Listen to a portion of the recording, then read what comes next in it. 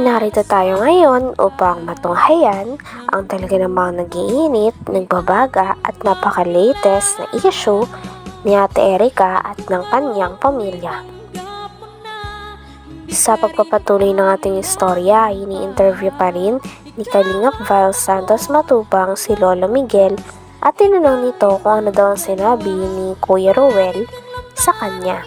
Sinabi naman ni Lolo Miguel na tinanong siya ni Kuya Ruel kung ano ang nangyari. At sinabi naman ni Lolo Miguel na iniwan nga sila ni Ate Erica at hindi na rin sila nakakatanggap ng tulong. Kaya naman nalaman na rin ito ni Kalingap Val at pinuntahan sila sa kanilang bahay. Na-scout mo daw ako, ganyan. At nag-usapan namin. Sabi ko, tiyo mo eh. Anong pinag-usapan niyo ni Ruel tayo? Ayun lang po mga mga tungkol sa kuwan. Natanong lang yung kala Erica kung ano nagagalo. Sabi ko, sinabi ko sa kanila, iniwan kami at ganyan nagkakwarta nga sila. Kaya na, hindi naghahangad ng kwarta nila. Oo. Kanila yun. Tama yun. Ako, alam niyo po mga kalingap, tulad ni tatay, no, di man pira hinahangad nila. Ang gusto nila po ay maging maganda yung relasyon bilang maglulo, apo at saka lolo. Maayos yung relasyon, di man yung dahil sa pera. Kahit walang pera ito, walang problema kay tatay. Sanay man ito sa hirap. Sanay sa hirap ito eh. May okay magsabi na ang habol ay pera. Hindi totoo yan. Ayun nga pong pera nga yung nangyari kay Rob. Yung tag-awayan namin na binigay ni sa vlog ni Rob na nakakunta sa inyo Jenny. Yun na nga po ang pinsimulan namin. Doon na sila nagalit. Ang sabi nila, kaya niya kami Sinabi din ni Lolo Miguel kay Kalingap Val Santos Matubang at sa mga manonood na hindi totoo na pinagbibintangan siya na baka daw tamad talaga siya sapagkat hindi daw siya makapaghanap buhay sa katotohanan lang dahil nasira talaga ang makina ng kanyang bangka. Kaya naman napakagaling talaga ni Kalingap Val Santos Matubang dahil wala siyang pagdadalawang isip na tinulungan muli si Lolo Miguel. Talagang ipapaayos daw ni Kalingap Val galing sa kanyang pera ang bangka na ito nang sa ganon ay makapaghanap buhay na muli si Lolo Miguel at makadagdag ito sa ganda na pamumuhay nila at gastusin sa pang-araw-araw nila dahil wala namang tumutulong sa kanila na mga apo. Amin na niya yan. Ayun na nga ibigay, ipapagamot nga kay Mrs. Nakuha yung pera, hindi na. Binigay po sa amin, pero masakit ang loob nila. Grabe, no? Alos nga yung ibigay at ay gusto ko nang gusto naman yung apo niyang makakita. Yung lugod ng nabulag baga. Oo.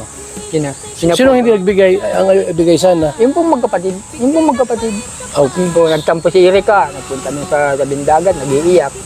Bakit daw ayaw ibigay yung ayaw kwarta? nga po, kung hindi daw siya binablog ni Rob, walang kwarta.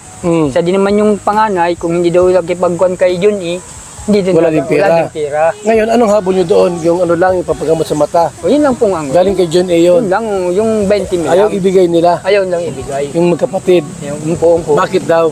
Ay sa kanila daw po yun. At kung hindi nga daw po nag-vlog siya ni Rob, ay di wala nga pera.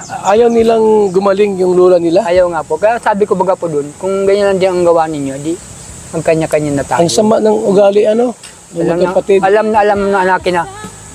Sabi ni Rob, itong 20 mil.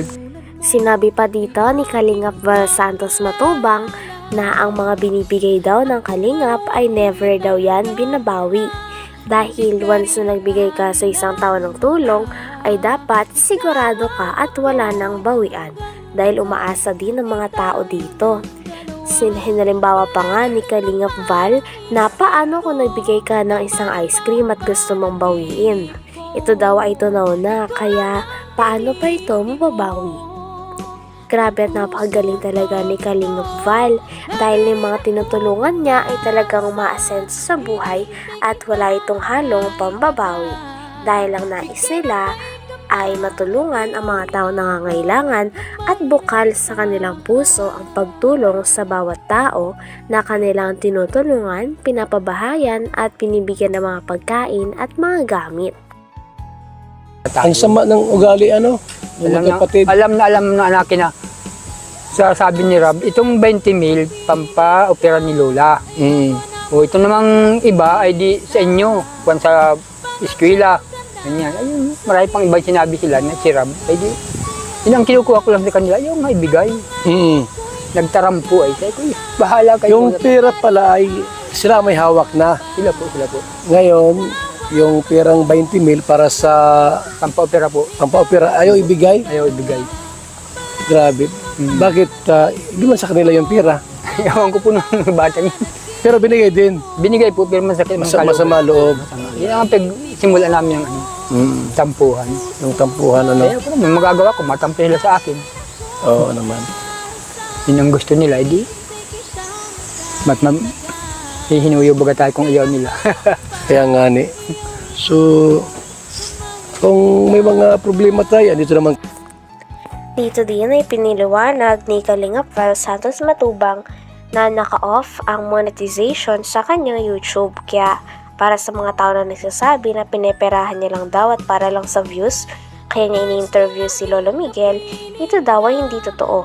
Dahil para kay Kalingap Val, okay lang na mawalan na lang siya ng pera at mga views dahil ang kanyang intensyon talaga ay maipalabas sa kanyang YouTube kung ano talaga ang kondisyon at kung ano ang mga saloobin ng mga tao na naghihirap na iniwan sila ng kanilang mga apo. Ano yan, uso po yan sa YT. Kahit nga ni na ikaw ay vlogger, wala ka pa 1,000 subscriber, may ads po agad yan. Ilalagyan ng YouTube. Gusto kumita sa YouTube. Ako, di bali na, kahit wala akong kita sa YouTube, mahalaga po. Lalabas yung totoo. Ang katotohanan. Opo, yun ang habol ko eh. Lalabas yung totohanan. Kung sino po ang nakialam sa pamilyang ito. Tahimik sila pong namumuhay sa lugar na ito. May pumasok pong grupo para sirain sila. Sa akin. Noon lang po dumating yung mga batang yan, nagkagaligan din mga makasarili. Sino tay? Mga batang yun na apo ko. Ngayon makasarili na sila. Dati hindi mo sila gayaan. Ay di po yan, ay magkakwarta nga gayaan na nangyari. Noong sila may nagkapira na maliit na pira, yung may tama lang pira, di man nagbago. Ay di po, kung po yan. Ngayon lang talaga. Ngayon lang malaki na hawakang pira, yun na. Kasi baka may sumusulsul Yun nga po, may sumusulsul. Meron silang kakutsaba na kung ano.